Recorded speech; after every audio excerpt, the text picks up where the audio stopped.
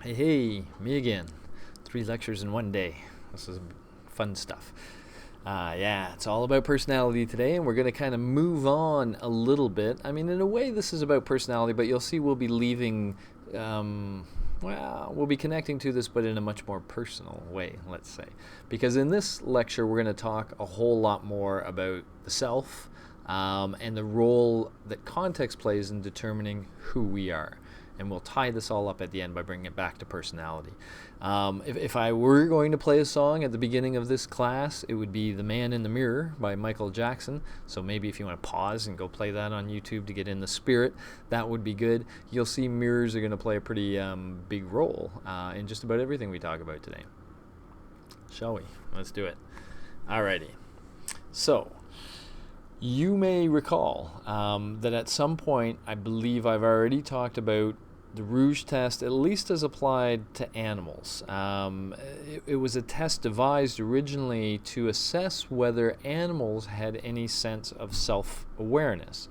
The idea when it's done with animals is that you accustomize animals to a mirror, you get them used to a mirror.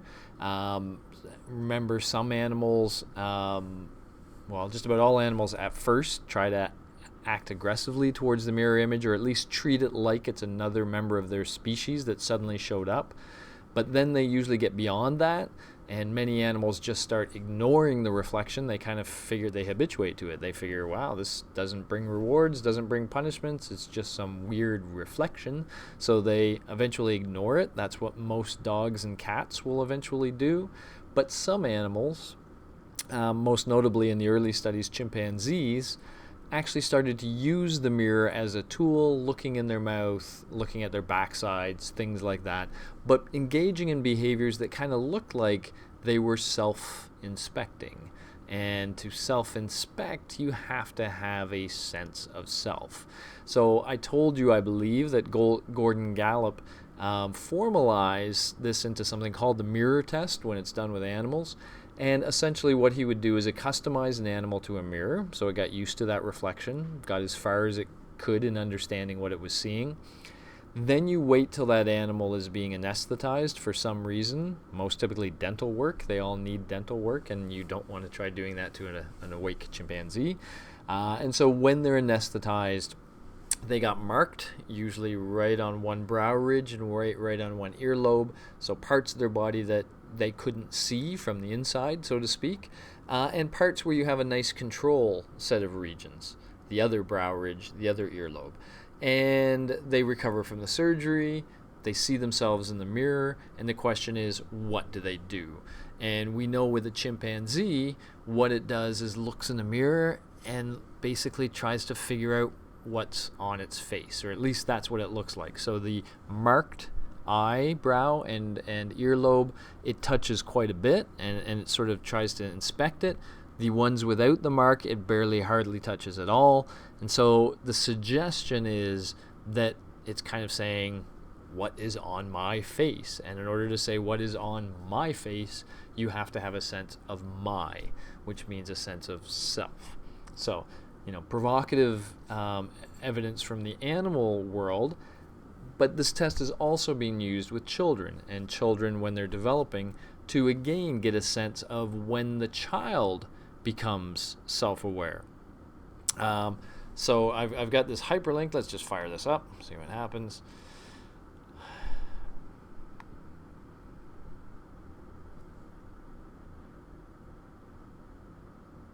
Who's that in the mirror? This is known as a mirror self-recognition test, which may offer clues about the development of self-awareness. Without alerting the child, a mark is placed on its forehead. Baby. It's the baby. Usually, a baby younger than about 18 months doesn't make the connection between itself and the person in the mirror. The child may even look behind the mirror for the stranger it sees. Hi.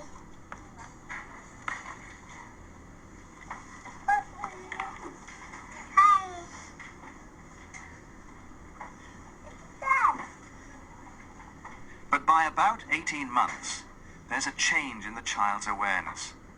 Now it notices the red dot and the link between itself and the image in the mirror. It's not ready. What's not red? My this. My head. Over the next few years, children go on to fulfill their human birthright, constructing an increasingly sophisticated sense of self. They will have a rich and complex life of the mind, and a sense of being the central characters in their own dramas. All right, so there you go. Get the sense of that. So obviously, as suggested, you don't anesthetize the child when you're doing this to them. You just sneakily stick a red dot on their forehead. But again, you get the idea that children have this weird interaction with mirrors when they're young. They may be fascinated by the mirror. They may look at the mirror. They may even sort of interact or play with the mirror, kind of like you see on this image here. But it's really not till about a year and a half or so to 2 years old when they seem to make that connection, that what they're seeing is actually themselves. And the suggestion from this is that is the age when they start to have some sense of self. Okay, kind of cool, kind of fascinating. Okay, so let's move on from here. Why are you not letting me move on from here? Okay, now, as psychologists think of this self and this representation of who we are, one of the concepts that sometimes comes up is the notion of the looking glass self. Not really a mirror, but it's kind of taking that mirror idea a step further. So in the mirror, you literally see a reflection of yourself, albeit mirror reversed, right? Left on the left, right on the right.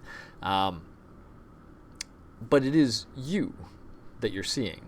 But there's considerable evidence now that our sense of who we are is also strongly reliant on, well, this is going to be a theory of the mind thing, but basically how we think others see us. So what is our best ability to judge? Well, let me say it this way. So, I'm often very much looking out to you guys as the students and trying to get a sense of, what do you think of the lecture? How's it going? And so from the vibe of the interaction, the rapport we have, I'm getting some sense of whether you're liking what's going on, whether I'm making you think, whether you're dissatisfied, etc. And the claim is we do that quite regularly for a number of reasons, but one of the things that resonance process contributes to is the notion of who we are. So it's got a few kind of funny ones here. How my mom and dad see me. Well, every mom and dad thinks their kids is the best in the world. So you'll often, at least while you're young, I don't know if you still have that feeling, but often for times in your life, you get a real positive rapport with your parents, who love you unconditionally, yada, yada, yada. How my girlfriend sees me. Well, your girlfriend may see you as a strong man, and you get that impression that, just the way you interact, that she may react to you that way, and that feeds into your sense of who you are.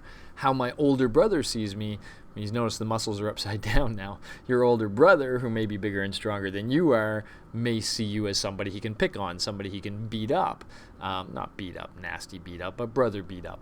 And so if you're around him too much, you may feel weak. So you may prefer to be around your girlfriend who makes you feel strong. And the one on the end, how my ex-girlfriend sees me, she sees me as a complete demon, evil, terrible person. We do that for preservation of self. So if we're not with somebody that it didn't work out, then it's easy to think of that person as a bad person and not a person we wouldn't want to be with anyway. So it's for the better that we're not with them. Preserves our ego, preserves our sense of self. So that's really the bigger point here, is that this mirror notion almost applies to the world in general. And when we're acting in the world, we're getting reactions from other people, and we're paying attention to those reactions. And we're using those reactions to form our own sense of self. If everybody thinks we're doing a really good job at something, then we start to feel confident and strong. But if people instead are thinking, if the reaction you're getting is that they're not so impressed, with what you're doing, then that alters how you think of what you're doing. Okay, so again, we're building this sense of self. We get a notion of who we are, but that gets constantly refined, partly by the reactions of others to us. Okay, all right. Now, let's talk about this another way, and this is a really neat study that I like to highlight because I think it's kind of fun. So here's how the study works. Children are asked to come in at different ages. Doesn't seem to really matter that much what the age is, as long as they're greater than, I guess, a year and a half. But usually it's like 4 years old and up. They're asked to do some task as part of a study. The task is usually irrelevant, but it's run in one room, and connected to that room is another room. And they're told at the end of the task, "Thank you very much for your help. That was really great. We appreciate you coming in. As a reward, please go into that other room and you'll see a big bowl of candy, and there's chips and there's chocolate bars and there's candy and there's gum and there's etc. But please just take one thing." Okay, so go on in there and take one thing, and that's your reward. So thank you very much. Now, here's the real experiment. When the children go into that room, they're alone. They're essentially, nobody's watching them. But we have two conditions. One condition, they're alone and there's no mirror in the room. And the second condition, they're alone, but there is a mirror in the room. What you see, and I wish I could track down one of these videos. Maybe one of you guys could. I can't seem to track it down on YouTube, but it's very cool. When there's no mirror in the room, the kid, I'll just reenact it for you. The kid goes into the room, sees the candy. Oh, candy, lots of candy.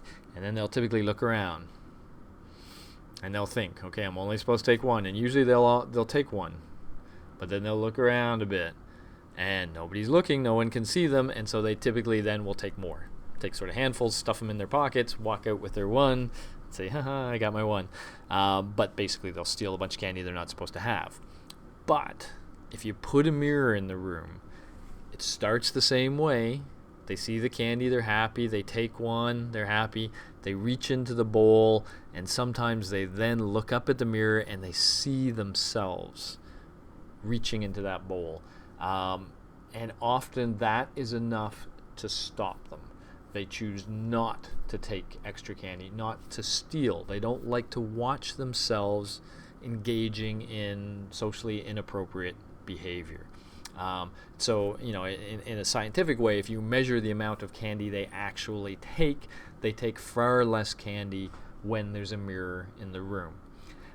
This basic study has been replicated across a wide range of tasks, and let me tell you one that's more suitable to your age, I guess. The study's been replicated in staff rooms of department stores.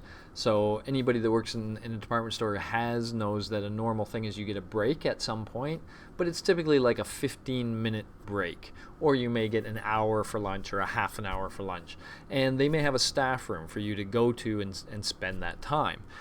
So in some of these studies, they did the same thing. You're going into the staff room, you have your 15-minute break, but in the staff room there's either no mirror hanging by the table where everybody sits, or there is a mirror. When there's no mirror, people tend to overstay their allotted time quite a bit. So it's supposed to be a 15-minute break, but they hang around, they make it 20 minutes, they make it 25, whatever. They stretch their breaks out before they leave. But you put the mirror in the room, and suddenly this doesn't happen very much.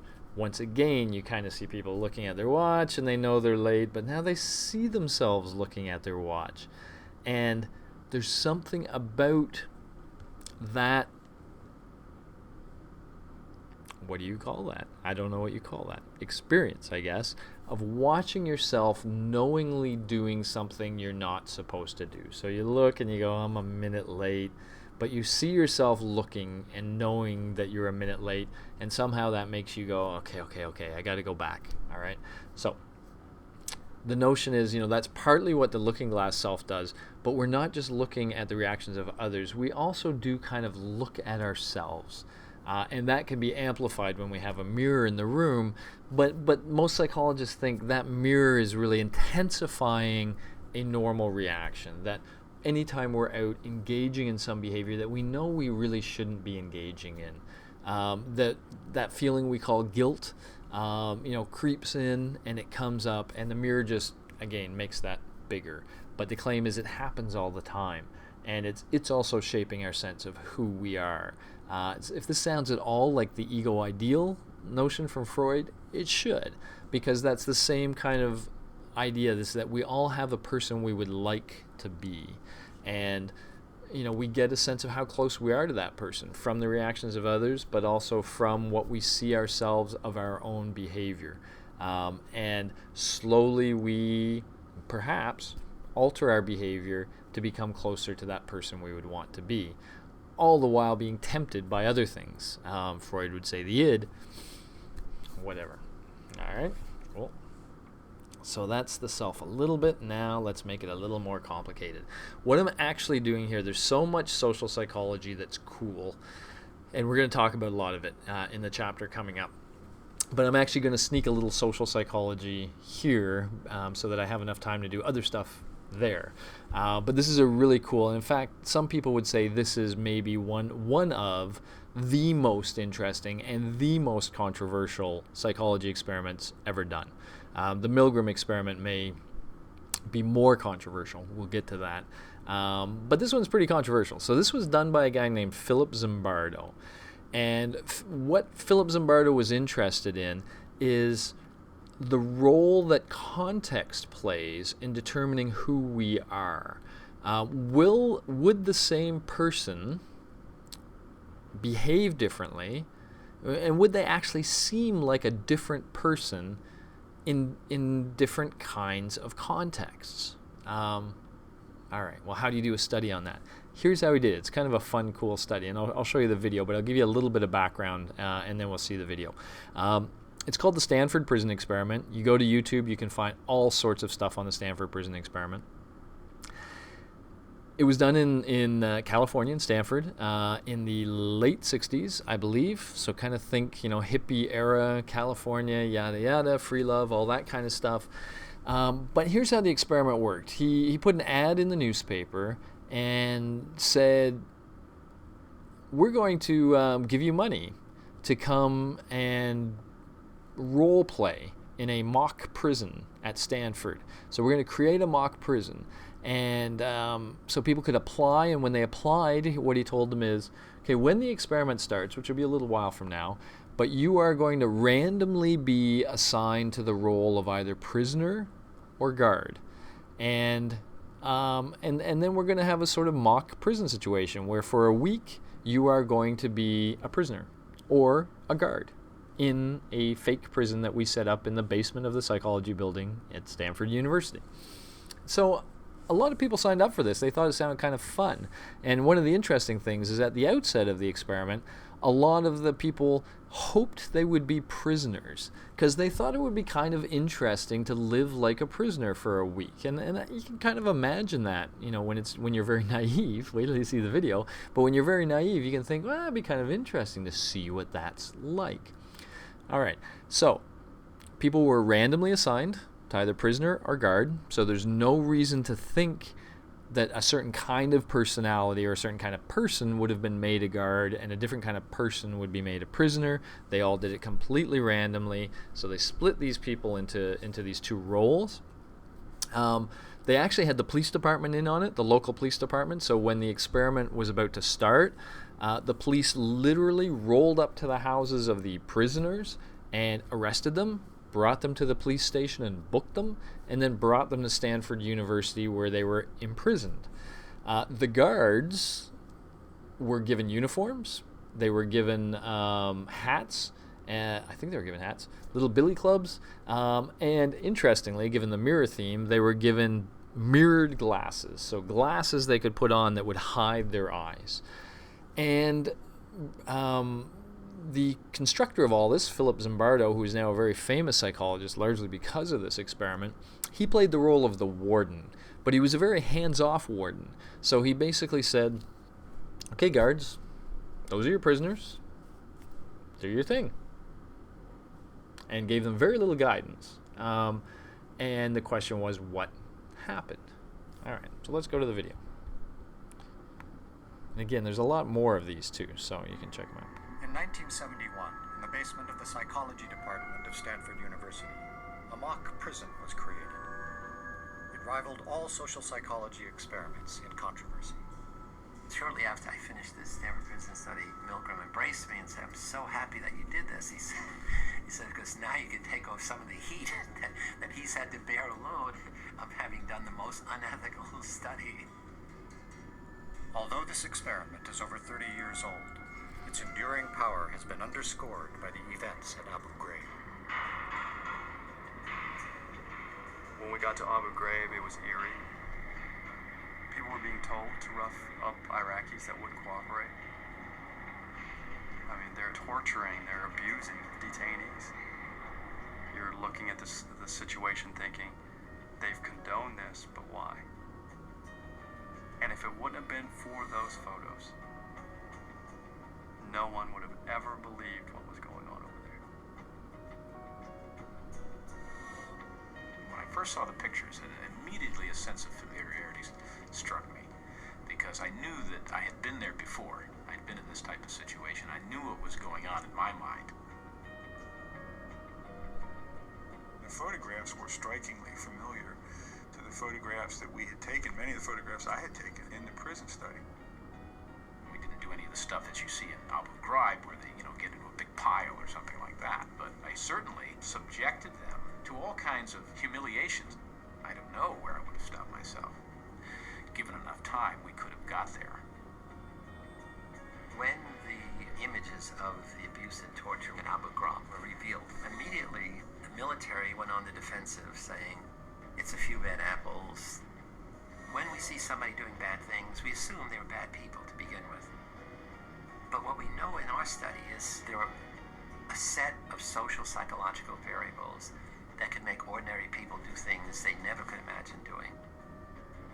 At Abu Ghraib, ordinary people perpetrated extraordinary abuses. To understand why, it helps to reach back to the lessons of Zimbardo's experiment, how people respond to a cruel environment without clear rules.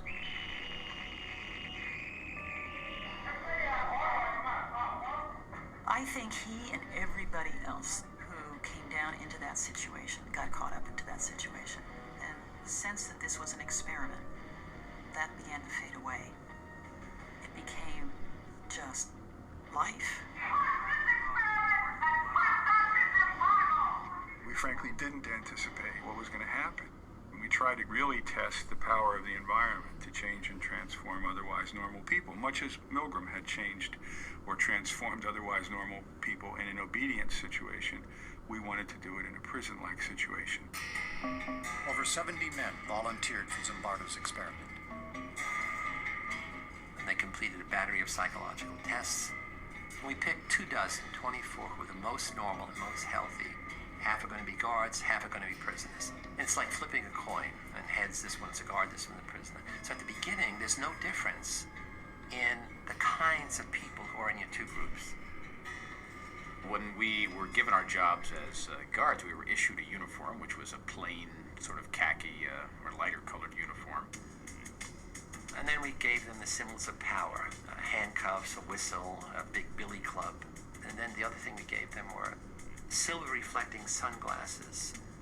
When you have mirror sunglasses on, then nobody can see your eyeballs. I think that anytime you put on what essentially is a mask, and you mask your identity, then it allows you to behave in ways that you would not behave if you didn't have the mask on. To make it more realistic, I had arranged with this Palo Alto Police Department to make mock arrests. When I was arrested, it was a surprise to me. I didn't think I was going to be brought to an actual police station. I didn't think I was going to go through a booking process. The guards then put a blindfold on them, stripped them naked, and then they put them in dresses, smocks with no underpants. Each had a number that replaced their name. They had to know the number, and they could only be referred to by that number. And they had a chain on one foot, which was put there to remind them at all times of their loss of freedom.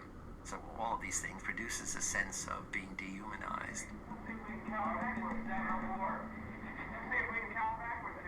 On the first day, I said, this is not going to work. I mean, the guards felt awkward giving orders, and they'd say, okay, line up, repeat your numbers, and the prisoners start giggling. Hey, I don't want anybody laughing. 3, 2, 1. And then a very interesting thing happened. Dave Eshelman, who the prisoner's named John Wayne, like he's a Wild West cowboy. He begins to be more extreme. I decided that I would become the worst, most intimidating, cruel prison guard that I could possibly be.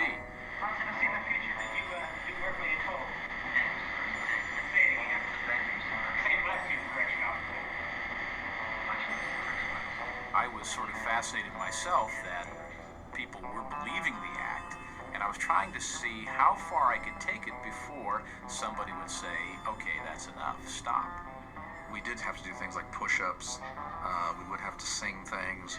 At the beginning, we protested some of the actions. We did things to irritate the guards.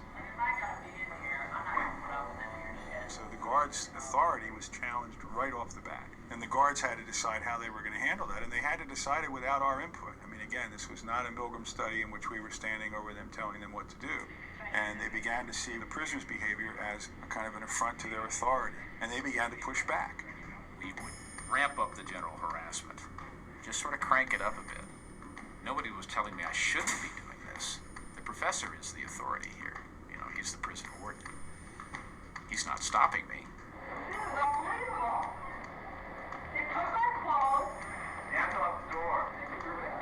There was the first evening a kind of rebellion that took place. The prisoners rebelled. They barricaded themselves in their cells and said, we refuse to come out. They took off their numbers. They didn't want to be de-individuated. They started cursing the guards to their face. And the key turning point was the guards began to think of them as dangerous prisoners. And so the guards formulated a plan, used fire extinguishers, took the doors down, dragged the prisoners out, stripped them naked, and essentially broke the rebellion in a purely physical way. From that point on, the study was as remarkable a series of events as I've ever seen.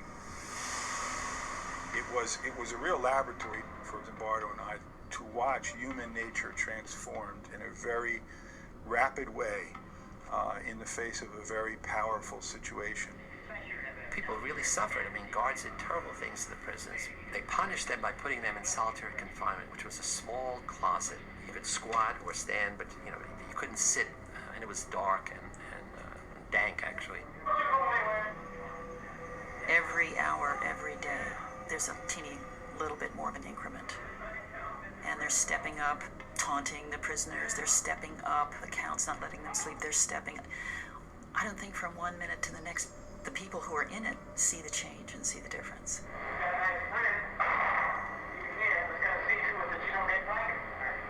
And then the next key thing happened beside the rebellion. Prisoner 8612, he was the first one to have an emotional breakdown. I feel really fucked up inside. You don't know. I gotta go. To a doctor, anything. I mean, Jesus Christ, I'm burning up inside. Don't you know? I'm fucked up. I don't know how to explain it. I'm fucked up inside. No one out. No. At the time, if you would question me about the effect I was having, I would say, well, they must be a wimp. They're weak, or they're faking. Because I wouldn't have believed that what I was doing could actually cause somebody to have a nervous breakdown. It was just us sort of getting our jollies with it. Let's be like puppeteers here. Let's make these people do things. What if I told you to get down on that floor? You fucked the floor. What would you do then? The guards now began to escalate their use of power. Some of them had prisoners clean out toilet bowls with their bare hands. They now taunt, humiliate, degrade the prisoners in front of each other, and they exert arbitrary control over the prisoners. They keep thinking of more and more unusual things to do. And very soon after the fourth day, things begin to turn sexual. You be the bride of Frankenstein, and you be Frankenstein. I want you to walk over here like Frankenstein and say that you love me, man. If you want to fully sort of humiliate somebody, then you want to get them in those things where their biggest fears are. And a lot of us have a lot of sexual hang-ups, and so that was part of that effort to humiliate them even further. Get up, bro. I love you, Jordan. I love you, Jordan. You're smart, Jordan. You get down here and just push up. The guards knew that had the coin come up heads rather than tails, they would have had the dress on rather than the uniform on. They knew that. So they certainly knew that the prisoners who were being mistreated had done nothing wrong to deserve the mistreatment. And yet the roles themselves were so powerful and the environment itself was so powerful that they ended up punishing those prisoners as though they had done something wrong. We were told to chant something about how he was a bad prisoner. And at the time I went along with it, I'm thinking, what does this matter? We don't believe this, but we can go along and chant it.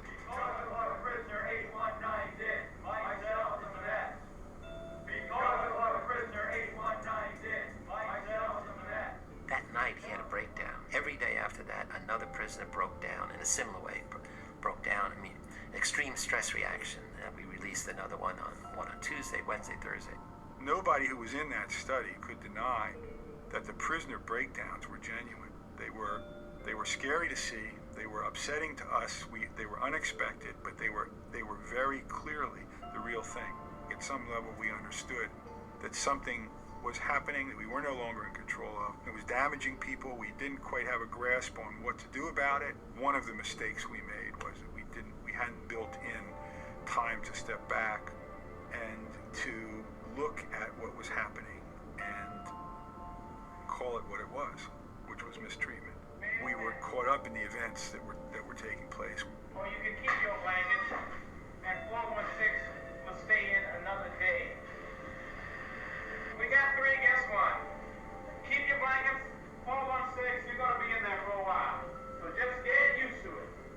On the 5th day of the study, Zimbardo invited his girlfriend, recent psychology graduate Christina Maslach, to visit the Amok Prison. I had heard bits and pieces from Phil about what was going on. And then when I was down there that evening, it really was kind of a wow. The thing that really got to me was when some of the guards took the prisoners down the hall to the men's room. She looks out and sees a line of the prisoners with paper bags over their heads, each one holding the other one's shoulder. And they're leading them down the hall. And Phil comes over and look, my God, look at that. And I looked up and something about it just, again, it was the dehumanizing, demeaning kind of treatment. I couldn't watch it. And she said, it's terrible what you're doing to those boys. And she got tears in her eyes. I said, what? And she runs out. And I'm furious. I'm saying, look, this is, I run outside, we have this big argument. I'm saying, look, this is dynamics of human behavior. Look, it's fascinating, power of the situation. So I'm giving her all the psychological basis. And what kind of psychologist are you? You don't appreciate this. And she said, I don't understand. You're a stranger to me. I don't understand this. How could you not see what I see? I mean, you're a caring, compassionate person. I know you from all of the other things. Something's gone wrong here. And then the next thing she said, which had an equally big impact, is, I'm not sure I want to, have anything to do with you if this is the real you. And that was like a slap in the face, because what she was saying is, you've changed.